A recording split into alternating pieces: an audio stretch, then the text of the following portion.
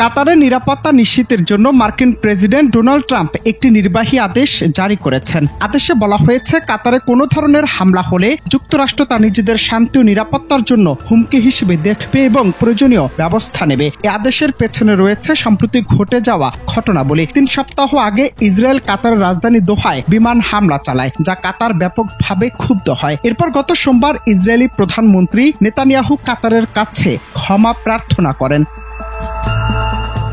নির্বাহী আদেশে স্পষ্ট বলা হয়েছে, কাতারে কোনো ধরনের আগ্রাসী হামলা হলে যুক্তরাষ্ট্র কূটনৈতিক, অর্থনৈতিক ও প্রয়োজনীয় সামরিক পদক্ষেপ নেবে। সিনিয়র কর্মকর্তারা দ্রুত এবং সমন্বিত পদক্ষেপ নিশ্চিত করবেন। আদেশে কাতারে অবস্থিত আল উদেইদ বিমান ঘাটের গুরুত্বপূর্ণ ভূমিকা ও মধ্যপ্রাচ্যের নিরাপত্তার প্রেক্ষাপট বিশেষভাবে উল্লেখ করা হয়েছে।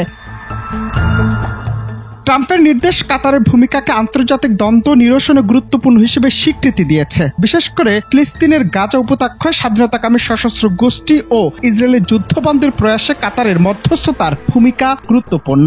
এছাড়া মধ্যপ্রাচ্যে উত্তেজনা কমাতে কাতারের সঙ্গে যুক্তরাষ্ট্রের সংযুক্ত নিরাপত্তা কৌশল আরও দৃঢ় হয়েছে।